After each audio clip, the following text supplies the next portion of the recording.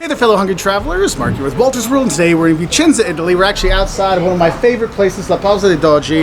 If you're looking for aperitivo when you're here in Vicenza, come here. Christian and his buddies will hook you up with some of the best spritz you're gonna have. But anyway, we're not just here to talk about the aperitivi, we're talking about the food and drinks you should have when you come here to Vicenza, okay? Because more and more tourists are coming to Vicenza because of the beautiful architecture, the things to see around here. Makes a great base for a lot of places around the Veneto.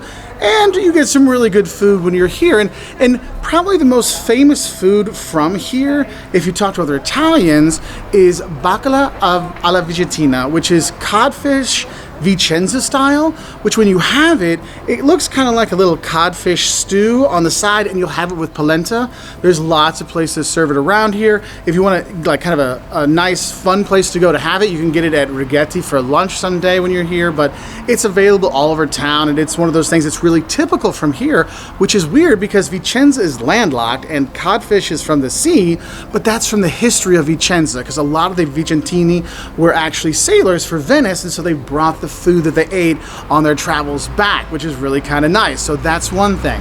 Another thing that you might actually find in your grocery store that's from Vicenza is Suppressa. And Suppressa, it's like a salami, you know, it's all sliced up, but it's from here in Vicenza. So when you see that in your grocery store, be like, hey, I get a little Vicenza in my hometown. But you can have it here with your aperitivi as a snack. You can go to the store and pick it up, no problem. It's really, really good. But I think the most important for me food to have when you are here in Vicenza is a bigli con Arna, or bigli with a duck ragu sauce. So, you know, when you think of your bolognese sauce, it's got beef in it. Well, this one, it has duck meat in it, and it is fantastic.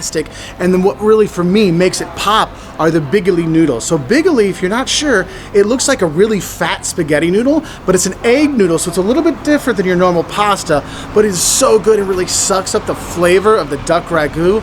Oh, so good. But even if you can't have the bigli with the duck sauce, any of the other bigli pastas you're gonna have are gonna be really wonderful here. Though I will tell you, I'm here in the summertime and it's really hot, so you might not find bigli on the menu as much in the summer as you would in the winter, okay? But if you can find it, get it. And there's another popular dish you'll see on the menu. It's risotto and peas would be the translation for it. You can get that. That's kind of a nice local dish to eat when you're here. My friend's mom makes it for me almost as much as she makes me the bigli con Arna, so thank you, Annalisa. So that's really nice as well. Now, the reason why I'm here at Pausa dei Dogi is because of aperitivi. Aperitivos, those drinks you have, you know, one of the religions in Italy. You know, you've got calcio, soccer, you've got Catholicism, you've got clothing, and you've got aperitivo time. And the thing is, after work, you will see people from, 5 until 8 sitting out with their friends, having some drinks and some little snacks. And that's one of the things you want to do when you're here. And the most popular aperitivo to have, the popular drink to have here, is a Spritz. And there's a lot of different kinds of Spritz. I know right now around the world you see Spritz Aperol, which is Prosecco, bubble water, and then Aperol, this kind of orange sweet liqueur that goes into it. That's my personal favorite, and it's so refreshing in the summertime when it's so warm here, so hot, you're like, oh, it's so good.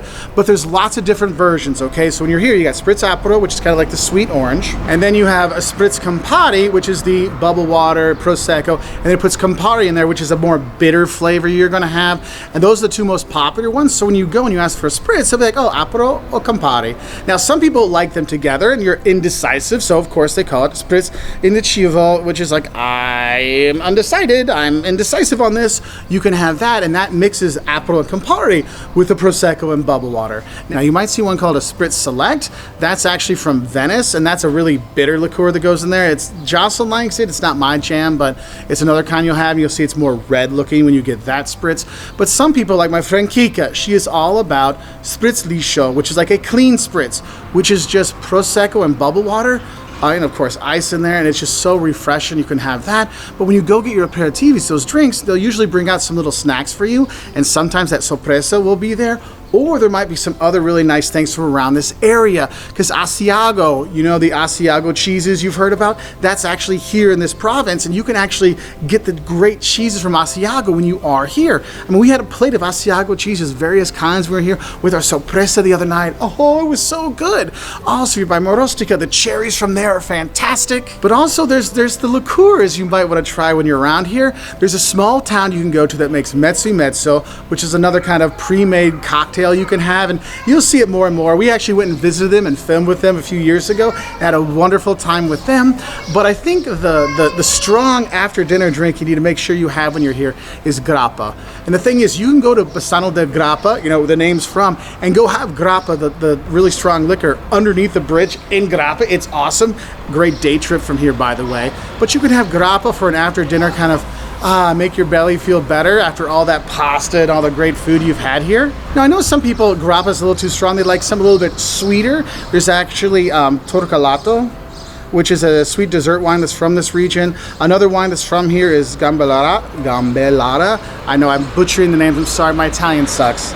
But forse un giorno io posso parlare italiano perfettamente perché io bevo bastanti aperitivi qui con Cristiano in Ibarra. Vediamo. Okay, anyway, so hopefully one day with some more grappa and all these things, my Italian will work better. And your Italian actually will work better, because that's one of the great things. Having these drinks and doing the aperitivi, it's a great time to actually meet the locals here and make friends with the people here, because the people here are super, super open. And a lot of them speak English, because of our next food thing I want to talk about is this is the capital for Tex-Mex, American barbecue, and burgers in Italy. And you may ask yourself, why is that, Mark? Well, there's actually a U.S. base here with literally thousands of U.S. soldiers and service personnel here, and all the people that help them out, and they miss their food from home. So you get great burgers here. You get great barbecue here.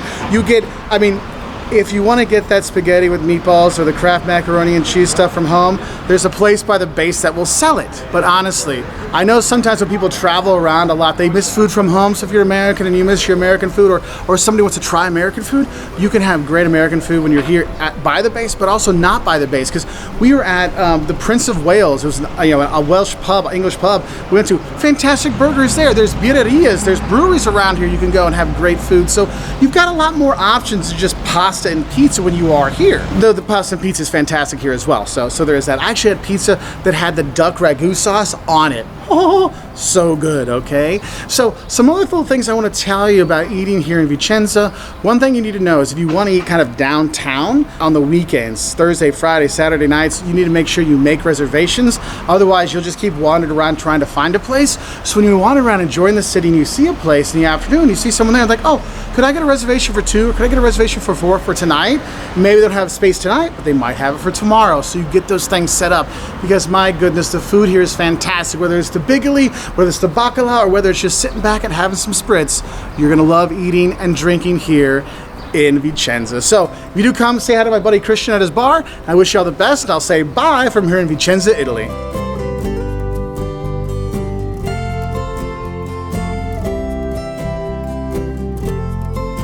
Oh, before I leave, there is one more thing I want to mention to you. Don't think you're gonna eat cat when you're here in Vicenza, okay? Because the mangiagati, the cat eaters, is kind of a nickname that people from Italy have about Vicenza.